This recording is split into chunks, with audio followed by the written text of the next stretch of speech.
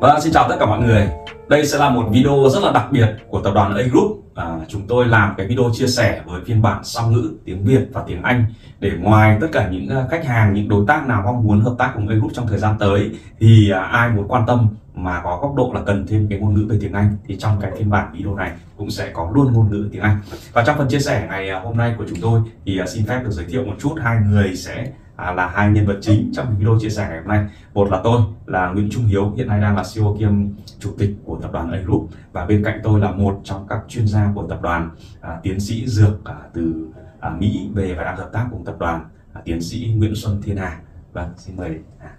Hi everyone, today is going to be a special version of A Group, and this video we have both English and Vietnamese to help with all the customers who want to learn about learn about a change to collaborate with us. And of course, if you are not very familiar with Vietnamese, you can also understand it in English. And let me introduce who's going to be our host for today. First is going to be our chairman and CEO, Mr. Nguyễn Trung Hiếu. He's the CEO and chairman of our A Group. And then about me, my name is Hào Xuân Thiên Nguyễn and I'm the pharmacist. Thank you. Yes, okay. Và xin phép bắt đầu phần chia sẻ của chúng tôi. Rất mong rằng là tất cả những ai xem video này thì sẽ nhận được nhiều giá trị mà mình cần đến. Đầu tiên xin trao đổi một chút về tập đoàn A Group. A Group thì thành lập từ năm 2017 và chúng tôi là một tập đoàn kinh doanh thương mại nhiều lĩnh vực. Trong đó thì có rất nhiều lĩnh vực, ví dụ như là thương mại điện tử, bất động sản. Và một trong những cái tâm huyết lớn nhất của A Group khi bước chân vào ngành thực phẩm chức năng thì nó khởi nguồn từ tất cả những điều mà chúng tôi mong muốn làm cho xã hội. Đó là gì ạ? Chúng tôi có một cái khát khao là nâng tầm chiều cao người Việt và để giúp thế hệ trẻ Việt Nam đạt một cái chiều cao chuẩn của thế hệ mới. Đó là gì ạ? Chúng tôi mong muốn giúp một thế hệ nam sẽ đạt 1m80, nữ đạt 1m68. So let's start, and then we hope that all the viewers, all the audience will get some value from this video clip. So first, let's introduce A Group. So A Group is established in 2017. A Group is a multi-session investment and trading business group. We focus in different parts, like online business, real estate, and then when we entering into the dietary supplement industry, our passion is to increase the Vietnamese high, to help the young generation of Vietnamese people to get to the standard high of all the international. Yes. Và xin giới thiệu qua một chút về bản thân tôi. Hiện nay thì tôi đang là chủ tịch của tập đoàn A Group, đồng là phó chủ tịch của tập đoàn bất động sản trong hệ sinh thái mà A Group đầu tư, chủ tịch của quỹ đầu tư Tân An A Group, nhà tài trợ VIP của hội ngộ đỉnh cao BNI năm 2018-2019, là thành viên mentor đang hỗ trợ các cộng đồng doanh nghiệp phát triển theo lộ trình IPO, và cũng là học viên của một vài người thầy có thể nói rằng rất là nổi tiếng ở thế giới cũng như Việt Nam, đó là thầy Anthony Robbins, thầy Aaron Wee, Jay Abraham, và ở trong nước thì tôi là thành viên cộng đồng EcoCamp của thầy Phạm Thành Long, thầy Trần Việt Quân và DCI. Và sau khi học tất cả những người thầy như vậy, thực sự tôi rất mong muốn khao khát mang cái kiến thức, mang cái ứng dụng trong kinh doanh để có thể gieo hạt cho cuộc đời nhiều hơn, từ việc giúp nhiều người có những cái mô hình kinh doanh tuyệt vời hơn, cũng như là mang những cái sản phẩm có giá trị cao đến với người Việt và lan tỏa đi thế giới.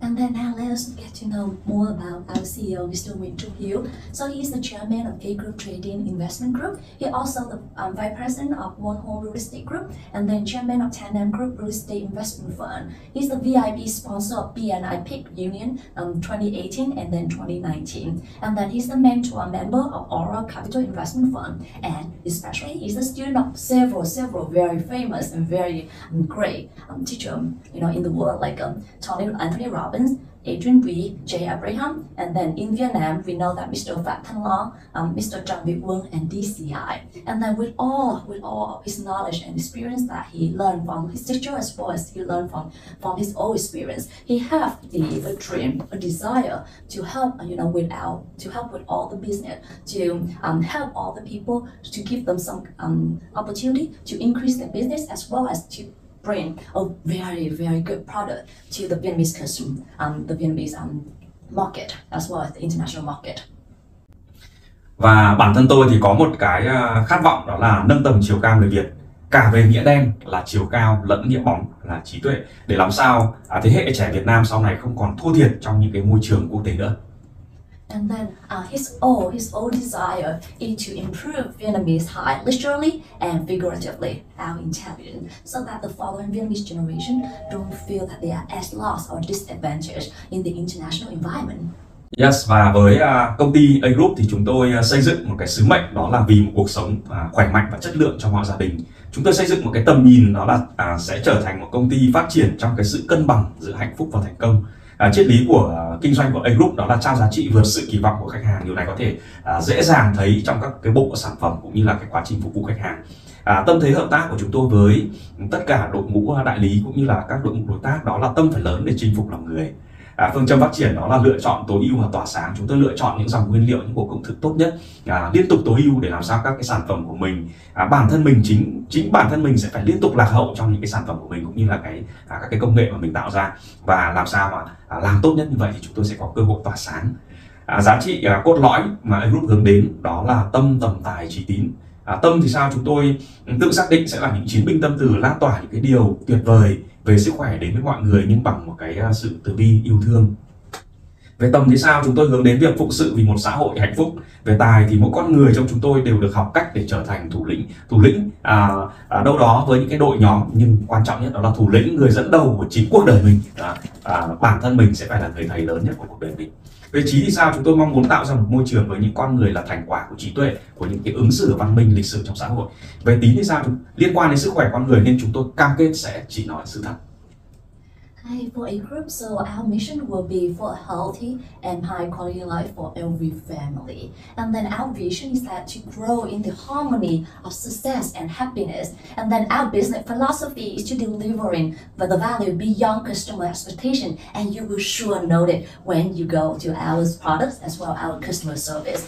And then with our business partner, our collaborative mind is to the heart must be big to win, to conquer people's heart. And then for our development methodology, it's going to be select, optimize, and shine. What do I mean by that? So it's going to be, we're going to select all the best possible option. And then we always optimize it, make it better so that we try in the whole market, in every environment. And then in order to deliver all of that, our core value will be my vision, talent, wisdom, and reputation. So for the mind, we define ourselves as the benevolent warriors. So we treat people with love, respect, and kindness. And then for the vision, we aim to serve a happy and healthy society. And then for the talent, every one of us learn to be a leader. And it's not just a leader of a team or a group. It's also the most important thing is that we are the leader of our own life. And then for the wisdom, we create an environment with people who are the fruit of wisdom. This is the wisdom. So it's not just the knowledge, it's also from the experience of others. And then the reputation, so because it's all about human health, so we are very, very careful. And we pledge to only tell the truth and the truth only. Yes, well, thank you, Dược sĩ Thiên Hà. Phải nói là Dược sĩ Thiên Hà có cái giọng và cũng như là cái âm điệu nói tiếng Anh thực sự là tôi nghe nó cảm thấy rất là tuyệt vời, đúng không ạ? Rất mong là sẽ truyền tải được đến hết tất cả những cái người mà quan tâm đến A Group cũng như là những cái cơ hội mà A Group chia sẻ và đang sử dụng ngôn ngữ là English.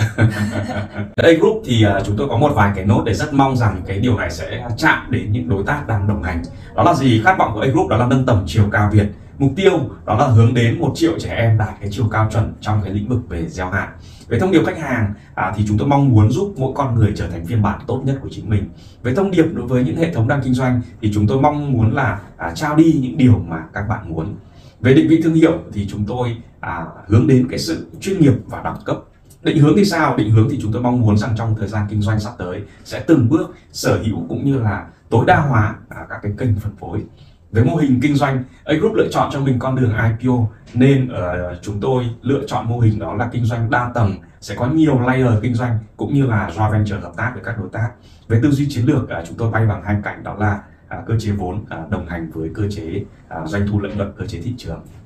And then this message is to you, our business partner. So for A Group, our aspiration is to improve the height of Vietnamese. And then our goal is to help 1 million children to have a good standard height. And then for our customer, the message will be, we hope and we will help you to be the best you can be. And then regarding our system, we're gonna have message for you is give what you want. And then regarding the brand position, we position ourselves as professionally and luxury, so one of the top brand. And then regarding our aim, what we want to be in the future, we want to maximize our distribution channel. And then regarding the business model, we're gonna have multiple layers in joint venture. And then for our strategic thinking, we will fly together with a capital mechanism as well as market mechanism. Yes, và đến cái phần này thì chúng tôi mong muốn chia sẻ về cái thực trạng chiều cao của người Việt. Từ cái thực trạng chiều cao người Việt này đâu đó nó mới khơi nguồn tất cả cái cảm hứng để chúng tôi mong muốn lan tỏa những cái giá trị cũng như là dịch vụ, sản phẩm để hỗ trợ thế hệ trẻ Việt Nam có một cái chiều cao tốt nhất. So today we're going to talk about the current condition of Vietnamese high, and from this condition we want to share, we want to spread, our aspiration to increase the Vietnamese high in the future. Yes, và trong cái bảng này thì sao? Chúng ta thấy rằng là gì? Việt Nam đâu đó nằm trong top 25 quốc gia, nhưng mà top gì ạ? Top dưới cùng với chiều cao. Điều này thực sự là rất là đáng buồn, đúng không ạ? Đàn ông Việt Nam thì có cái chiều cao trung bình là khoảng 1m62 cm, phụ nữ thì có 1m52 cm thôi. Nó còn cách rất là xa so với cái khoảng cách mà chúng tôi mong muốn tạo ra một thế hệ mới, đó là nam 1m80 và nữ 1m68. Nên thực sự cái hành trình này nó làm cho chúng tôi đầy cảm hứng để có thể giúp một cái thế hệ trẻ Việt Nam nhảy một cái quãng dài như vậy. So according to the chart, you're going to see that Vietnamese, we are in the top 25, but not the tallest. We are the shortest in the world. And then the Vietnamese men have the average height of 162.1 centimeter, and while our women have the average height of 152.2. So that is a long distance from what we aim to be a standard one, which is 180 centimeter for men and 168 centimeter for women. And it's just a long journey, but with that, it's just give us so much, motivation, so that we will walk through that process and will help our generation. Vậy thì cái hành trình mà chúng tôi lựa chọn, vậy nó phải đi cùng một cái giải pháp nào đó. Bắt đầu từ việc nghiên cứu người Hàn Quốc và Nhật Bản thì sao? Hiện nay họ đều nằm trong top những cái quốc gia có cái chiều cao tốt nhất của khu vực châu Á. Thế thì có một cái điều ngạc nhiên rằng là gì? Là trước đây người Nhật Bản thì có cái chiều cao là không cao, thậm chí là thấp hơn người Việt, đúng không ạ? Chúng ta không muốn nhắc lại điều đó, nhưng thực sự ngày xưa người Việt đứng cạnh người Nhật Bản thì người Việt là cao hơn đó. Thế vào những cái năm 1990, Hàn Quốc thì còn bị xem là một trong những quốc gia lùn nhất thế giới, khi mà cái chiều cao trung bình của nữ chỉ có 1m42 thôi. Nhật Bản thì sao? Nhật Bản thì năm 50, nam chỉ có 1m50, còn nữ thì sao ạ? 1m49, đúng không ạ? Thế nhưng điều gì diễn ra sau chỉ vài thập kỷ thôi mà họ có thể là những cái quốc gia mà có cái sự lột xác mạnh mẽ về cái tầm vóc, về cái tốc độ phát triển chiều cao? Thì đó là cái nguồn cảm hứng để cho người Việt có thể học hỏi để học chính cái phương pháp của những cái quốc gia mà họ gần mình nhất, có những yếu tố giống mình nhất, để giúp quốc gia họ như thế nào thì mình học theo những cái phương pháp như vậy. Và hiện nay thì sau khi mà chúng tôi nghiên cứu thì chúng tôi mong muốn rằng là ứng dụng nhanh những cái phương pháp mà họ đã ứng dụng để giúp người Việt thoát khỏi cái 25 quốc gia thấp lùn nhất thế giới. So it's a long journey for us to do, and then in A Group we devoted our time to study and research for the best solution we can do to achieve our goal. And where do we look at? Japan and Korea. So remember in the past, when we went together with the Japanese and Korean, they are actually shorter than us. Let's go into the statistics. So in the 1900s, Korea was considered one of the shortest people in the world. And then where the woman was only 140 centimeters tall. And then in Japan, in 1950s, man was only 155 centimeters tall, and woman was only 149 centimeters tall. But what happened after a couple of decades? They actually has just a big makeover to become one of the tallest people in the Asia. So it's just an inspiration for Vietnamese people as well as A Group. What we can do, what we can learn from their successful lesson, their successful experience, so that they can help to develop, to increase our generation, our height. Vâng, vậy thì Việt Nam sẽ học được gì từ Nhật Bản và Hàn Quốc để có thể cải thiện chiều cao? Ví dụ chưa nói về cái góc độ ứng dụng các giải pháp dinh dưỡng thì có một vài thứ chúng ta có thể cải thiện được ngay. Đó là gì ạ? Đó là ở Nhật chẳng hạn thì họ không đi ngủ muộn sau 10 giờ tối. Khi mà đi ngủ sớm thì sao ạ? Tuyến yên sẽ tiết ra cái hormone gọi là hormone tăng trưởng, GH, growth hormone, để đặc biệt là trong cái giấc ngủ sâu thì khi mà chúng ta cho con ngủ sớm, chúng ta tận dụng được toàn bộ cái quãng tiết hormone đó để chuyển hóa làm sao mà đứa trẻ nó lớn và phát triển chiều cao một cách tốt nhất, tốt cả cho trí não nữa nha. Các bà mẹ Nhật thì sao? Các bà mẹ Nhật thì rèn luyện con cái thói quen đi ngủ trước 10 giờ tối và dậy lúc khoảng 7 giờ sáng. Đây là thời điểm vàng để hormone sinh trưởng đạt cái mức cao nhất. Đó chính là quãng gì ạ? Đó chính là quãng từ 11 giờ đêm cho đến 1 giờ sáng, trong chỉ có 2 tiếng vậy thôi. Mà trong 2 tiếng đó là đứa trẻ phải ngủ sâu rồi. Nên là để học hỏi điều này thì bố mẹ nhớ rằng cho con đi ngủ sớm, đâu đó khoảng 9 rưỡi 10 giờ tối, để làm sao cái quãng 11 giờ đêm là con có thể chìm vào cái giấc ngủ sâu, được không ạ? Tiếp theo nữa thì sao? Với áp dụng các cái giải pháp dinh dưỡng đi thì sao? Nhật Bản uống sữa mỗi ngày khi mà đến trường. Cái hàm lượng sữa thì thay đổi theo các cái độ tuổi. Bữa sáng của trẻ em tại Nhật thì chứa những cái món ăn mà giàu những cái chất dinh dưỡng như là trứng, phô mai, cá tuyết, cá hồi, rau xanh, giúp trẻ đủ năng lượng cho một ngày học tập. Và đặc biệt đây là điều mà chúng tôi muốn nói và bật mí đằng sau thì có nhiều thứ sẽ liên quan đến điều này. Đó là gì ạ? Ở Nhật thì có một món ăn phổ biến, đó là món ăn đậu natto. Cái món ăn này gần giống như cái món ăn kèm của Việt Nam gọi là món dưa này, món cà đó. Thì sao ạ? Món này là phổ biến ở Nhật. Và cái đậu natto này thì chứa rất nhiều vitamin K2.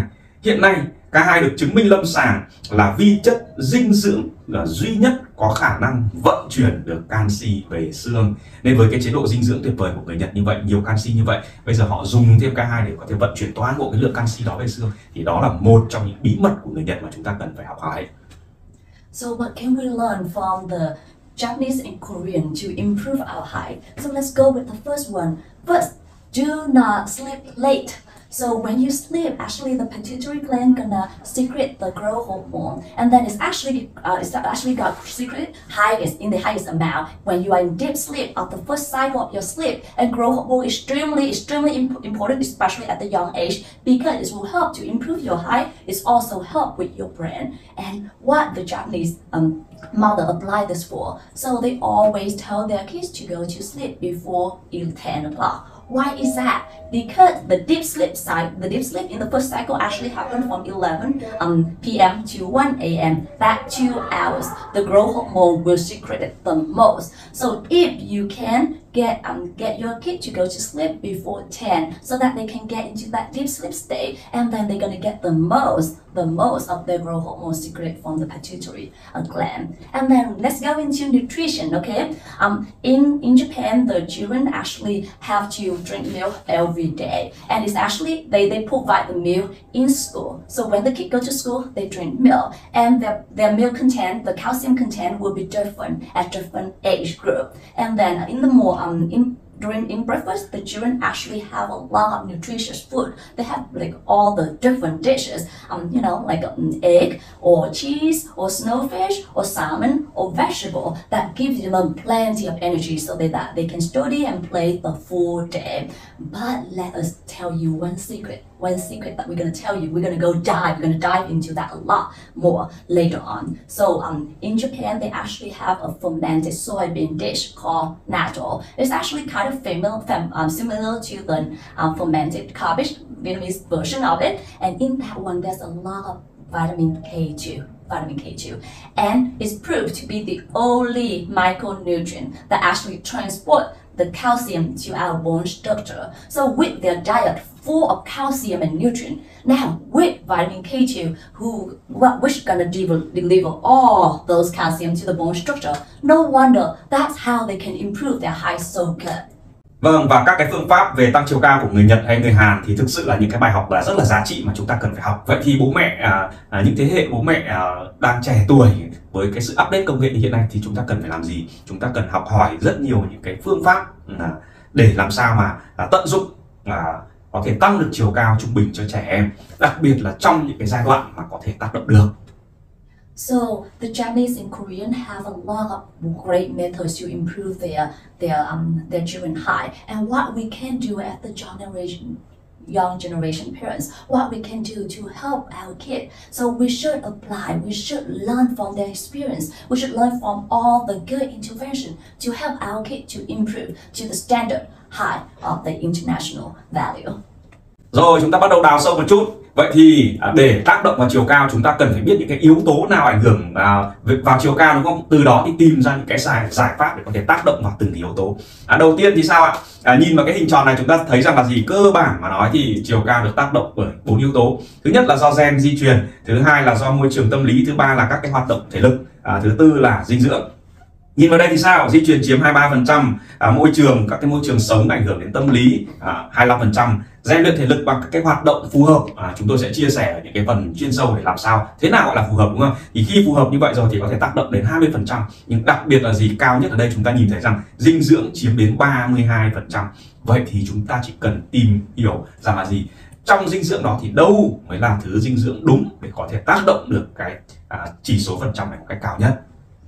So let's dive a little bit deeper. So what factor actually affecting into our children height? If you look at the chart, you're going to see that there are actually only 4 factors. The first one is going to be genetic, which only contribute 23%, totally different from what we are thinking, right? So genetic factor is only 23%. After that, it's going to be the psychological and living environment, which contribute about 25%. And then physical activity contribute about 20%. And later on in all the session, we're going to show you on how to use physical activity and exercise to improve our children height as well as our health. And then the one that plays the most important role into our height is nutrition. So what can we do? Nutrition actually plays 32% into all the factors that affecting the height. So what we can do to improve that? Go deeper into the nutrition, find which nutrient is actually the best one to improve our height, and we're gonna go there. Thì dinh dưỡng là yếu tố quan trọng nhất, chiếm đến 32%. Thì hiện nay trên toàn bộ thế giới, trong hàng nghìn các cái sản phẩm để bổ sung dinh dưỡng, đâu đó chúng ta có thể quy về hai cái nhóm chính, có thể sắp xếp về hai nhóm chính.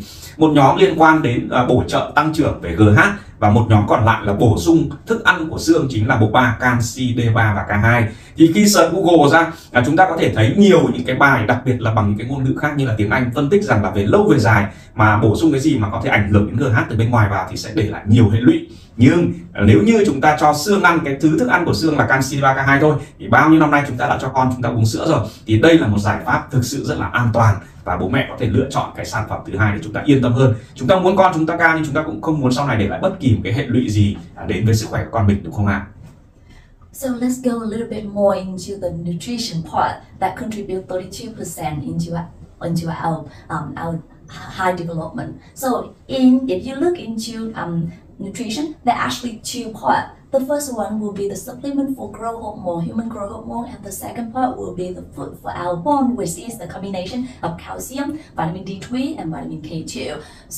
Actually, when you search Google, there's a lot of use of human growth hormone. But if we dive a little bit more, if we study a little bit more, we're gonna see a lot of warning, a lot of cautions about the unauthorized use, or the use of human growth hormone without the doctor supervision, because there will be a lot of health consequences, such as cancer and all the health issues later on in life if you use human growth hormone improperly. So going to the other one, which is the combination of calcium, vitamin D3, and vitamin K3 too. We already say that for generation we use milk to supplement our body with calcium. It's just a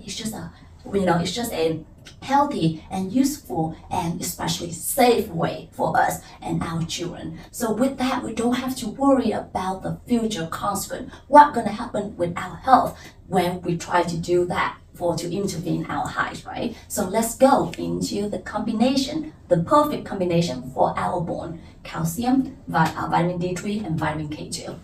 Trong các cái nhóm dinh dưỡng mà người Nhật sử dụng thì có gì ạ? Như lúc nãy chúng ta đã nói là có canxi, D3 rồi, canxi, D3 và K2, đúng không ạ? Người Nhật sử dụng nhiều K2 từ đậu natto. Vậy thì bây giờ chúng ta sẽ đào sâu hơn một chút, xem rằng là tại sao K2 có thể tác động vào đến chiều cao.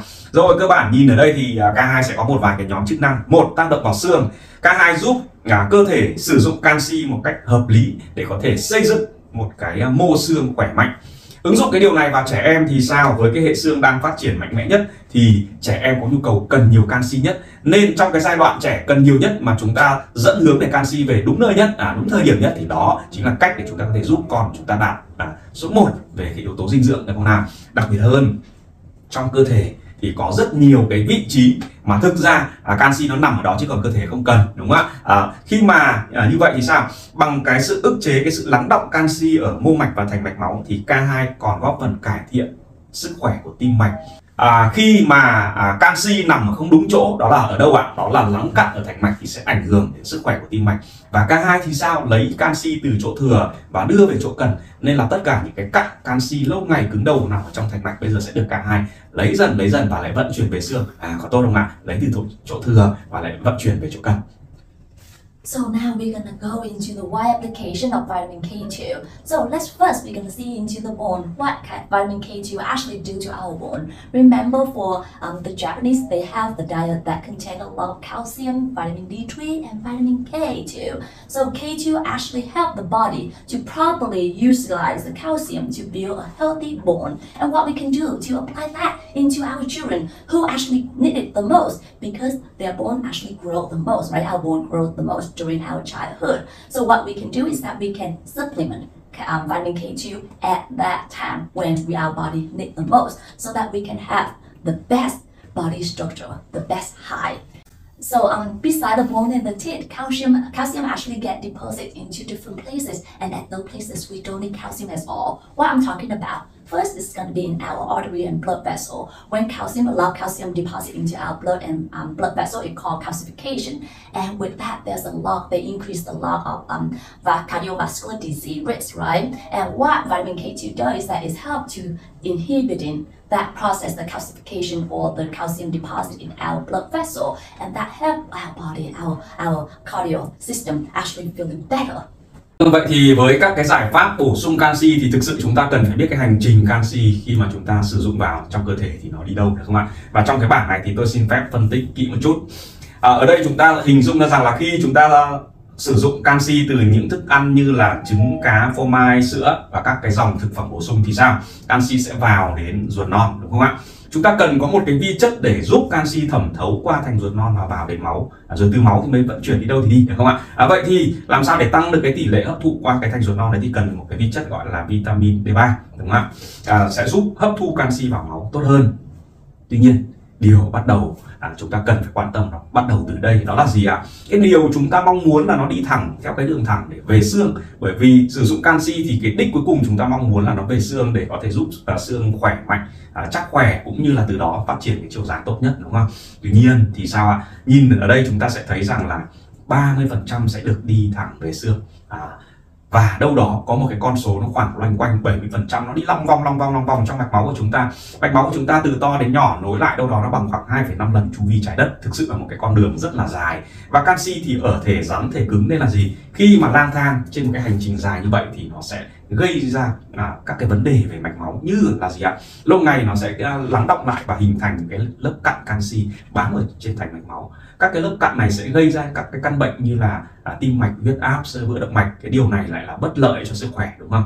Thế thì K2 lại một lần nữa, vì cái chức năng là có thể vận chuyển được canxi từ chỗ thừa về chỗ cần, nên là với một cái hàm lượng K2 phù hợp, có thể lại sẽ làm sạch cái lòng mạch đó, lấy những canxi ở chỗ thừa đó và đưa về, giúp đi về lại cái nơi chúng ta cần, chính là khung xương. Đặc biệt điều chúng tôi muốn nói ở đây đó là với trẻ em thì sao? Với một cái hàm lượng phù hợp vừa phải mà trẻ em được duy trì, và đặc biệt là trong cái nhóm tuổi đang tăng trưởng chiều cao tốt nhất, đặc biệt là cái nhóm từ 8 cho đến 13 tuổi cộng trừ 1 tuổi với tùy từng cơ thể, thì sao? Đây là giai đoạn mà cơ thể trẻ em tự nhiên đang phát triển rất là tốt rồi. Nếu như được sử dụng K2 trong giai đoạn này thì sao ạ? Sẽ được hấp thụ tối đa cái lượng canxi bổ sung về xương, từ đó mà giúp khung xương phát triển một cách tốt nhất. So let's go a little bit deeper into the chart. And if you look at this chart, you're going to see that we actually analyze this a little bit more critically. So please be patient with us in this one. So how calcium got into our bloodstream, to the bone and to our teeth. So the first one from the food that we have, like the eggs, the milk, the cheese, the supplement, the calcium will get into our body and go into the intestine. And then what gonna help the calcium to move from the intestine into the bloodstream? Vitamin D3. Actually, vitamin D3 increase about 20 to 30% of the absorption of the calcium from the intestine into the bloodstream. That's the reason why you see a lot of recommendation. You hear a lot of recommendation from the doctor or the healthcare provider to take calcium with vitamin D3. But when it goes to the blood vessel, what happened with calcium? Will it go straight into the bone or our teeth, or is that go around into our blood vessel? If you look at the chart, you're going to see that only about 30% of the calcium will get absorbed into our bone and teeth, and then help our bone and teeth getting stronger, and then the bone get healthier, we get higher, right? But 70% of that calcium, where did it go? Where does it go? If you look in a little bit more, can you guess how long is our blood vessel? It's about 2.5 times longer than the perimeter of our Earth. That's how long it is. So if the calcium, just like a rock wandering around into the blood vessel, it will get deposited into some places, and with that, it might lead into like calcification, which also lead to atherosclerosis, and then the cardiovascular disease and hypertension. Do you want that to happen? No, none of that want that to happen, right? We want to supplement our health. We want to get calcium so that we have stronger bone, and we help our children to get higher. We don't want any disease, heart disease, to go with that. And vitamin K2 will do that for you. Remember what we say about vitamin K2? What vitamin K2 is that it's going to help to transport all the calcium from the blood vessel to go into our bone and teeth. The second part is that with all the previously, calcium deposit before, what they do is that what vitamin K2 does is that it get rid of that and get all that out of our body. So it's just so, just so good that just remember, when you supplement yourself and your family with vitamin D3, calcium, remember to do it with vitamin K2 as well. And then thinking about the kid, that actually our children, the one that need the most of the calcium with the content of 180 microgram of vitamin K2. That will be at least with that, it will be a sufficient amount to help your kid. And when I talk about kid, what age group that I'm talking about? I'm thinking about the age group of 8 to 13, plus or minus 1 year old, depending on your body, your kid body as well, of their development. That would be the best age that you should supplement them with calcium, vitamin D3, and vitamin K2. So what is the right amount of vitamin K2 that we need to supplement our kid with? 180 microgram a day. Remember, 180 microgram a day. Rồi, ở cái hình vẽ này chúng ta sẽ thấy rằng là K2 thì đâu đó sẽ tác động vào 3 nhóm canxi. Với trẻ em thì sao ạ? Thông thường chúng ta sẽ sử dụng bổ sung canxi từ các loại thực phẩm. Để làm gì ạ? Để canxi có thể vận chuyển được về xương để giúp phòng loãng xương cho mọi nhóm tuổi, đúng không ạ? Cái này thì ví dụ như với trẻ em ai bị loãng xương thì có thể sử dụng nhiều các cái ứng dụng của canxi số 1 này để chống loãng xương cũng như là phát triển chiều cao một cách tốt nhất. Và đặc biệt là người lớn thì sao? Khi chúng ta nhìn vào đây thì chúng ta cũng sử dụng cái canxi số 1 này, chính là bổ sung từ dinh dưỡng để phòng chống loãng xương, được không ạ? Rồi bây giờ chúng ta sẽ nhìn có một cái loại canxi thứ hai. Cái dòng canxi này có thể tác động vào chiều cao của trẻ em. Nó có một cái tên đặc biệt, đó là gì ạ? Tên tiếng Anh là osteocalcin, và chúng tôi hay gọi rằng là canxi ngủ. Khi muốn tác động giúp trẻ em cao vượt trội thì sao? Chúng ta cần phải đánh thức cái canxi ngủ này trở thành canxi thức và vận động để nó có thể về được xương. Và với cái nhóm tuổi nào mà đang có cái chỉ số canxi ngủ cao mà được K2 đánh thức tối đa cái lượng canxi ngủ đó, thì đó chính là một trong cái giải pháp có thể giúp con của chúng ta tăng chiều cao một cách vượt trội, được không ạ? Rồi nó có một cái dòng canxi thứ ba, nó chính là dòng canxi mà nhiều năm nay nó dư thừa và nó lắng cặn ở trong thành mạch. Thế thì K2 cũng giúp gì ạ? Lấy tất cả cái canxi ở chỗ thừa nó về chỗ cần. Vậy thì cái canxi số 3 này nó đang có nhiều đâu? Nó đang có nhiều ở người lớn và đặc biệt là người già. Nó gây ra những cái tim mạch huyết áp nếu như nó vẫn nằm ở đấy. Nhưng nếu K2 có thể làm sạch nó đi thì sao? Cái thành mạch sẽ trẻ hơn, sạch sẽ hơn, và vô tình thì chúng ta sẽ loại bỏ được tận gốc các cái căn bệnh liên quan đến tim mạch huyết áp. So when we talk about when we look into this figure, we're gonna see that there's actually three different pathways of calcium that vitamin K2 gonna affect. The first one gonna be calcium, the regular calcium, or we call it calcium 1. So with calcium 1 is actually you get it from our nutrition, like our food, our supplement. And with that, vitamin K2 gonna make sure that all that vitamin K2 gonna get into our bone to help to prevent osteoporosis, as well as getting our bone dense and healthy, and also to increase the height of our children, right? So it's very beneficial for all age group. The second one we call is osteocalcin, or calcium number 2, and then a lot of time in A group we call it sleeping calcium, because a lot of time osteocalcin is inactivated calcium, inactivated form, and vitamin K2 gonna activate it and help it. With that, when it activated, it's gonna bring all the calcium to go to the bone and help the kid to get to that exceptional high. Because at the kid level, in the adolescent, the age group that I was telling you about, 8 to 13 plus or minus 1 years old, at that age group, the osteocalcin amount is actually the highest one. So if we target that group, if they have a lot of inactivated osteocalcin or sleeping calcium, then if you supplement them with vitamin K2, they're gonna get all that osteocalcin supplement activated, and that will move a lot of calcium into their bone and give them a super high. So the third one will be calcium 3, and this is the type of calcium that we don't want into our body. Where are they? They actually are the calcium deposit into our blood vessel and all the places like a soft tissue. And what vitamin K2 does is that it helps us to get rid of those calcium deposit into our blood vessel, giving our blood vessel a better health, and then reduce the risk of all the cardiovascular disease later on in life. So that is really beneficial, especially for elderly. Với cái hình vẽ này thì chúng ta thấy rằng là gì, với cái mô xương chắc khỏe thì sao ạ, các cái tổ chức rỗng là nó không bị quá là rỗng, nó không bị quá là rỗ, đúng không ạ? Với những cái mô xương xốp yếu thì sao, chúng ta thấy cái khoang rỗng rất là lớn. Và với những cái người mà lớn tuổi thì sao ạ, ở cái hình này là cái hình vẽ gãy của cái cổ xương đùi, là chúng ta thấy thường xuyên những người lớn tuổi là đã bị cái va chạm là hay bị rạn nứt xương, đúng không ạ? Và điều đó cũng dẫn đến cái việc là cái tuổi thọ là sẽ bị ảnh hưởng.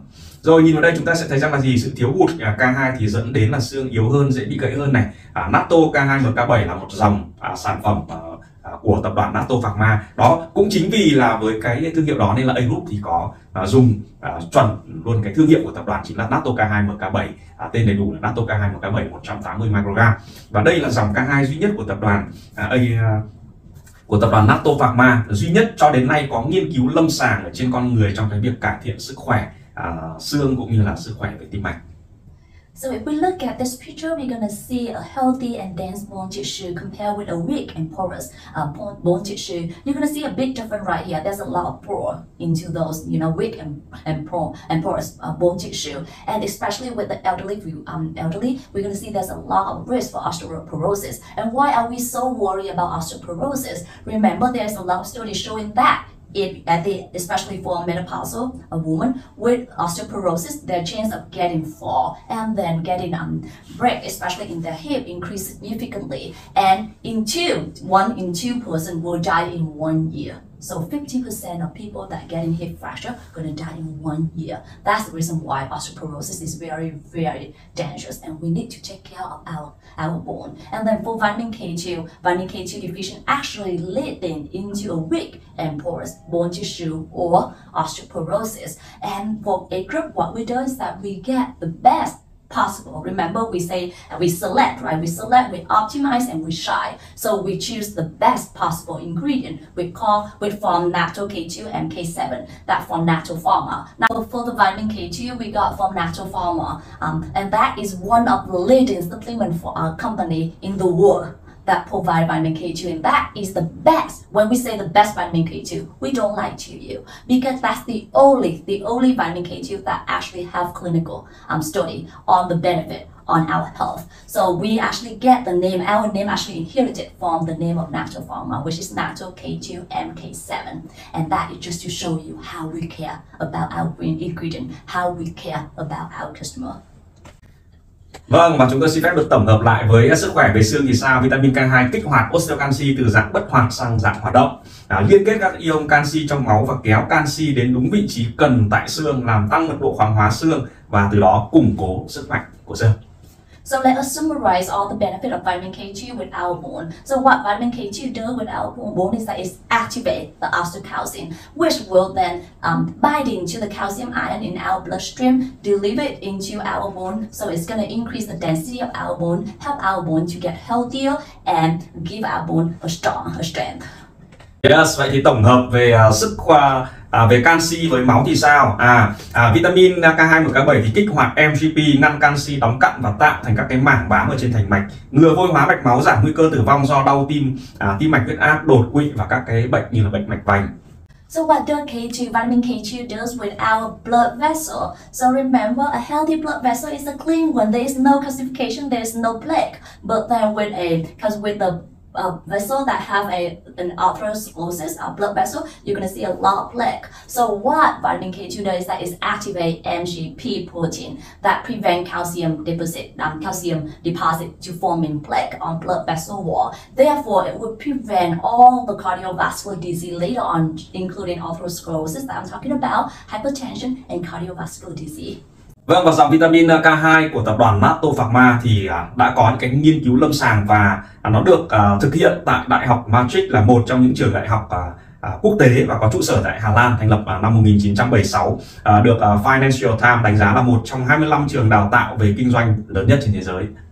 So all the clinical study of Natto Pharma, where does that happen? So they all happen in one university, very famous university called Maastricht University. It is actually an international university based in the Netherlands and founded in 1976. It is rated by the Financial Times as one of the 20 best business schools in the world. Vâng, và đây là tác dụng của Mena Q7 với sức khỏe của tim và cũng như là sức khỏe của xương, một vài cái nghiên cứu lâm sàng của tập đoàn thực hiện với cả trường đại học của Hà Lan, trường đại học Maastricht. So and then there will be a couple clinical study about the effect of vitamin K2, the MK7 called menaquinone 7 on the benefit of menaquinone 7 on our cardiovascular disease, our cardiovascular health as well as our bone. Và để tìm hiểu về vitamin K2 thì hiện nay trên Internet có rất là nhiều thông tin, đặc biệt là những cái thông tin từ những cái nguồn chất lượng uy tín và bằng tiếng Anh, thì các bạn hoàn toàn có thể search để tìm hiểu đào sâu hơn nữa tác dụng với xương, với máu và rất nhiều các nhóm sức khỏe khác. Hoàn toàn có thể sử dụng Google để tìm hiểu thêm thông tin về vitamin K2. And now there's actually a lot of information on the benefit of vitamin K2 in our health, and there's a lot more in English if you can read it in English. And then this all come from reputational study in developed country. So if you want, look into those study, and you will see the wonderful benefits of vitamin K2 not only in our cardiovascular health, our bone, but actually in all the problems, including cancer.